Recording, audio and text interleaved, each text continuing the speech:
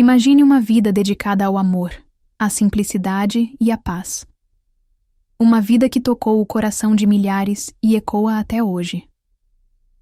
Essa é a história de São Francisco de Assis, o santo que viveu como o exemplo do que é o verdadeiro amor ao próximo e à natureza. Francisco nasceu em 1181, em Assis, na Itália, em uma família rica. Seu pai, um próspero comerciante de tecidos, tinha grandes planos para ele. Mas Francisco era um jovem que amava festas, luxo e aventuras. Ele era popular, mas algo dentro dele o inquietava. A transformação começou quando ele foi capturado em uma guerra entre Assis e Perugia. Após passar um ano em cativeiro, Francisco retornou diferente. Ele começou a questionar o propósito da vida e a se voltar para Deus. Foi em uma pequena capela que ele ouviu a voz de Cristo dizendo: Francisco, reconstrói a minha igreja. Francisco abandonou toda a sua riqueza e abraçou uma vida de pobreza, afirmando: é dando que se recebe. Ele dedicou sua vida aos pobres, doentes e marginalizados. Francisco não apenas falava sobre amor, ele vivia o amor. Certa vez ele disse: pregue o evangelho em todo o tempo. Se necessário, use palavras.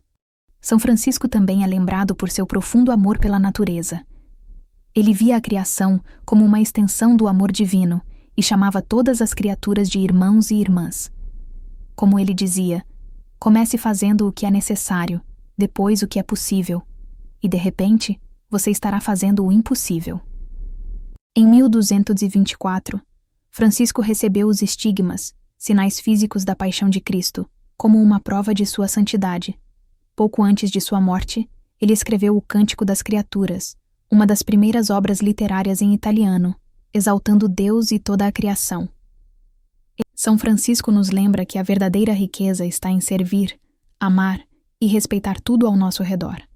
Como ele disse, apenas um raio de sol é suficiente para afastar muitas sombras. Que possamos aprender com seu exemplo a construir um mundo mais harmonioso e justo.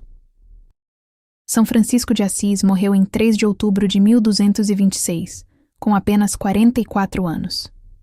Ele faleceu em Porciúncula, uma pequena capela próxima à cidade de Assis, que era muito especial para ele, e que havia restaurado com suas próprias mãos no início de sua jornada espiritual.